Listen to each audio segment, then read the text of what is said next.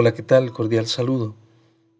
En este episodio de Contraste de Autores en torno a la hermenéutica, nos acompaña en primer lugar Aurelio Ambrosio, o más conocido como San Ambrosio de Milán, nacido en el año 340 en Tréveris y muerto en el año 397 en Milán, doctor de la Iglesia, teólogo y orador, mencionado en la historia de la Iglesia como uno de los 4 padres de la Iglesia latina y uno de los 37 doctores de la Iglesia.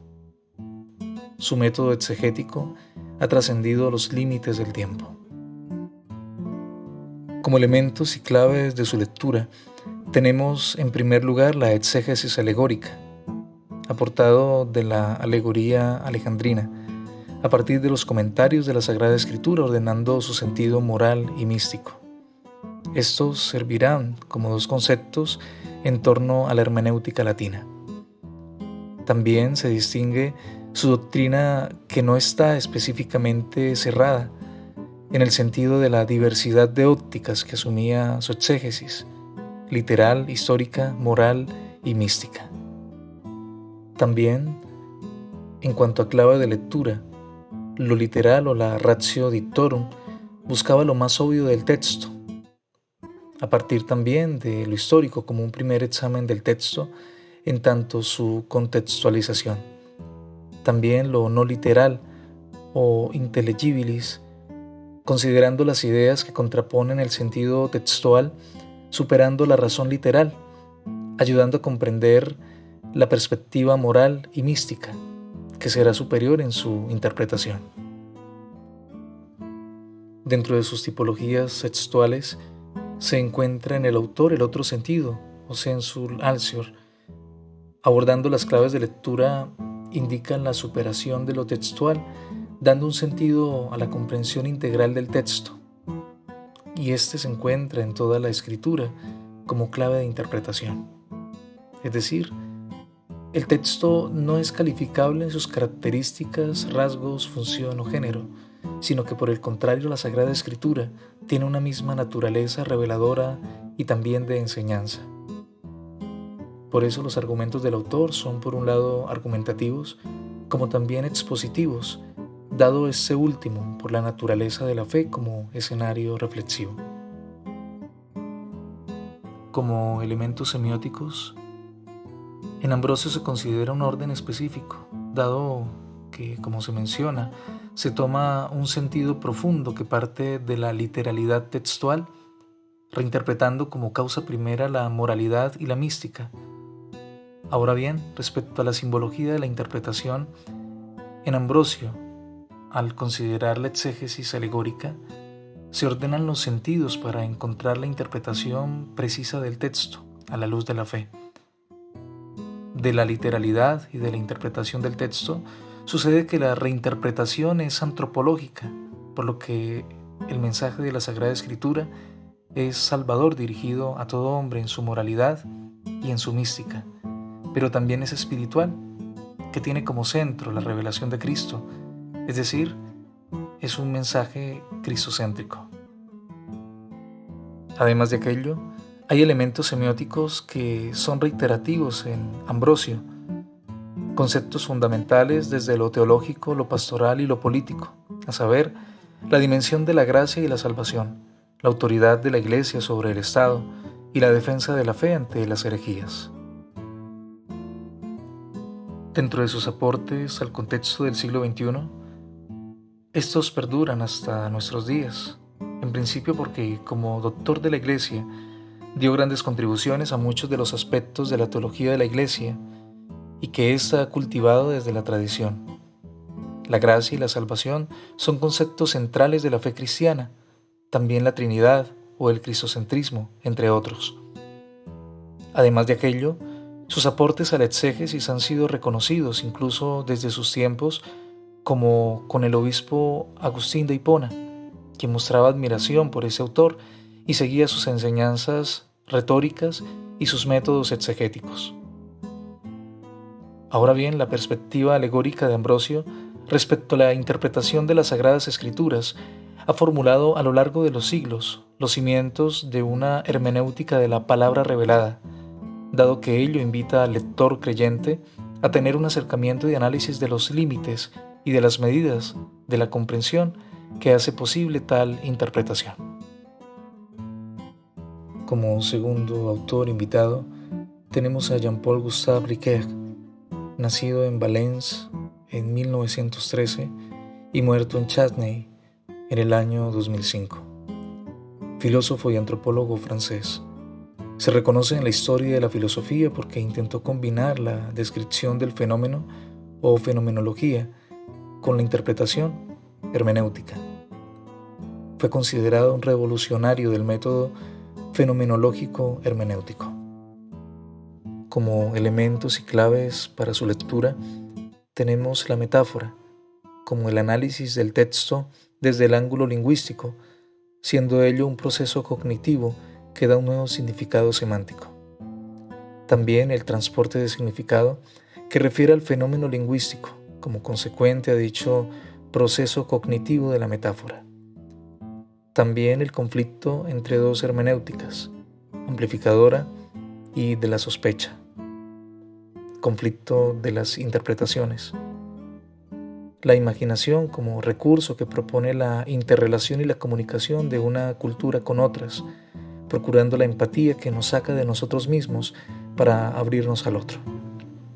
Finalmente, en la interpretación encontramos la conjetura, que por un lado referencia solo una idea del texto frente al texto, mientras que la validación refiere a lo eminentemente gramático. Dentro de las tipologías textuales que encontramos en ese autor está la hermenéutica de la distancia, que infiere un concepto argumentativo, dada la necesidad de que exista una distancia entre el emisor y el receptor para que se dé una interpretación. Por ello, el paradigma de la interpretación resulta ser el texto o discurso. El texto desligado infiere una metáfora que, al ser tomada por el emisor, éste la introduce. Es el yo hermenéutico.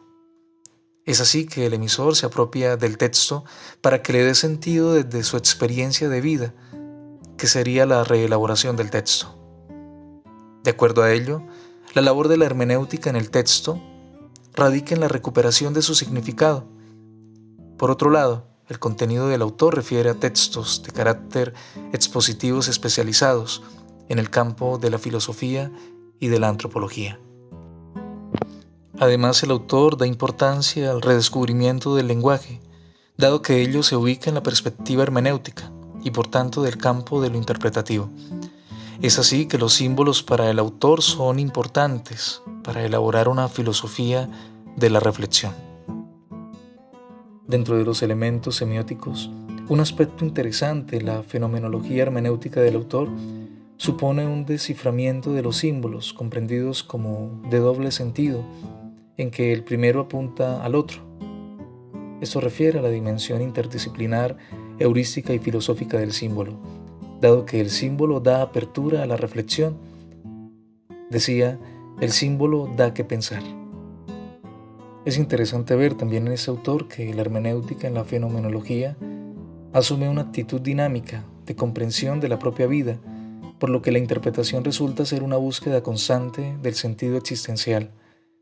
Y esta no puede ser una simple actividad técnica exegética, es decir, quedarse en la dimensión metodológica del texto, sino que ella busca descubrir y redescubrir significaciones, donde ya se contempla la dimensión ontológica del texto. El análisis del yo requiere de los signos y de los símbolos de los que provee la cultura, dado que estos elementos resultan ser indispensables ante la imposibilidad categórica de una hermenéutica determinantemente única y universal. De acuerdo a los aportes al contexto del siglo XXI en el autor, en torno al contexto y al texto, tanto su explicación como su comprensión hacen parte vital y complementaria de la interpretación.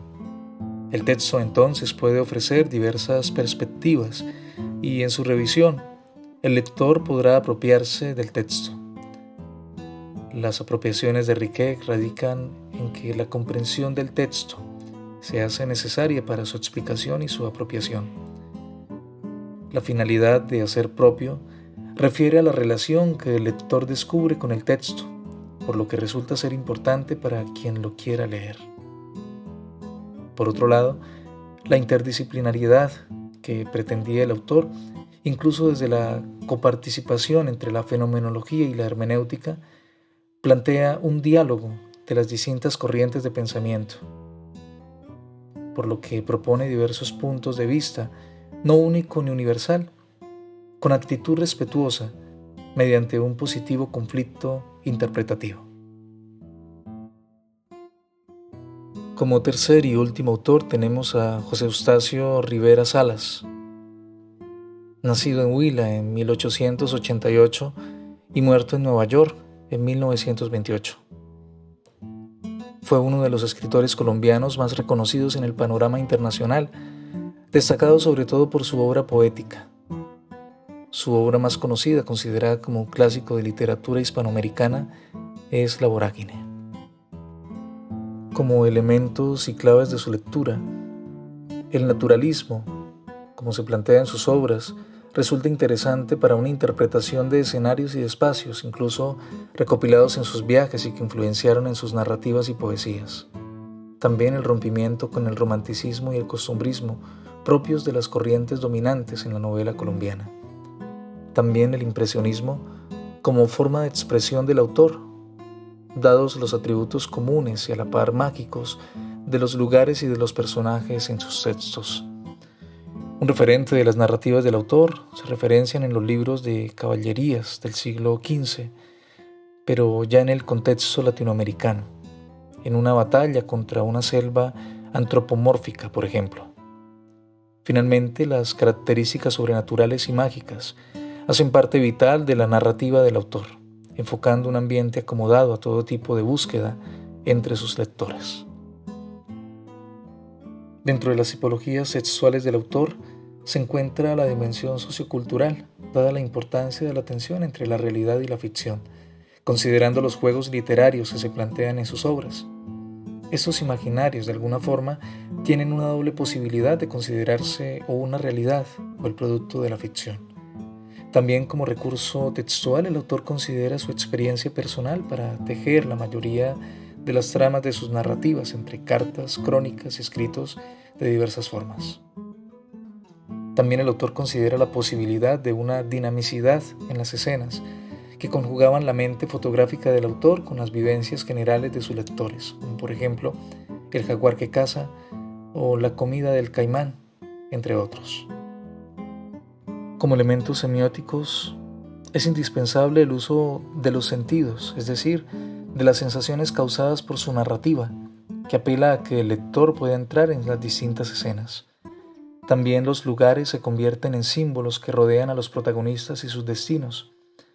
Por ejemplo, en La Vorágine, se expresa el lugar como misterioso y arriesgado, como si se tratara de un determinismo para los protagonistas y lectores. Allí se conjuga el simbolismo de la impotencia del hombre frente a estos lugares que lo rebasan en fuerzas. Pero también las emociones de los protagonistas juegan un papel predominante, dado que ello infiere a una interacción del individuo con las alteraciones emocionales producto de la tensión entre la belleza y la fatalidad.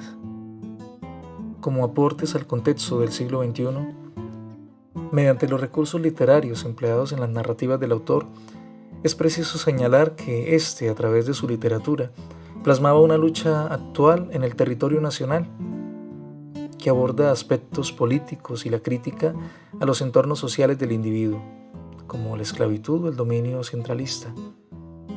Por ello, su escritura denota una crítica social histórica que ha tomado diferentes rostros durante las últimas décadas, por lo que su lenguaje es de fácil transmisión y comprensión. También su estilo narrativo, enfocado en las perspectivas de un posterior realismo mágico, conjuga la dimensión realista o cruel con el imaginario mágico y ficcional, por lo que resulta determinante para el desarrollo literario en que la actualidad se ha venido evidenciando con los nuevos autores que interpretan la realidad y la conjugan con el aspecto mágico y maravilloso. Como conclusiones de este contraste de autores, tenemos en primer lugar para Ambrosio de Milán, en torno a la interpretación, que es importante la contextualización histórica y la tradición de la Iglesia. Respecto a la tipología, emplea recursos y figuras que prefiguran las enseñanzas de las Escrituras. Por ello, la alegoría resulta un elemento trascendental para la interpretación de los textos sagrados, dado el sentido espiritual, moral y místico que en ellos se logra entrever, más allá de su sentido literal. Por otro lado, para Paul Ricoeur, el desarrollo de la fenomenología hermenéutica estriba en la interpretación de los textos a partir de la distancia entre el autor y el lector, teniendo como escenario la importancia del contexto. La comprensión de la realidad y de la condición humana, por tanto, es considerada a partir de la interpretación de los textos, teniendo ello como fundamento de la interpretación más allá de una función mecánica y metódica, al igual que con la dimensión espiritual planteada por Ambrosio de Milán. También para el escritor colombiano José Eustacio Rivera resulta relevante el regionalismo y el nacionalismo como expresiones generales de sus obras, rompiendo con las tradiciones románticas de la época, por lo que ello influye de manera categórica en la interpretación de sus textos. La literatura, así como Enrique, es un recurso para comprender la condición de lo humano y sus limitaciones al enfrentar contextos superiores a él. Finalmente, de alguna forma, los tres autores divergen en los escenarios en que elaboran su trabajo textual, por lo que el trabajo hermenéutico tiene diversos escenarios. De Milán, la exégesis mística; de Ricoeur, en el descubrimiento y la realidad del yo; y en Rivera, en la confrontación del individuo en su contexto cruel. Por otro lado, los tres autores coinciden en que la interpretación sobrepasa la literalidad, es decir, la interpretación de la textualidad lleva al individuo a confrontar y a trascender su identidad ontológica para enrutarlo a su moralidad, a la mística, al reconocimiento de su realidad como ser humano y a sus limitaciones en un contexto superior a él.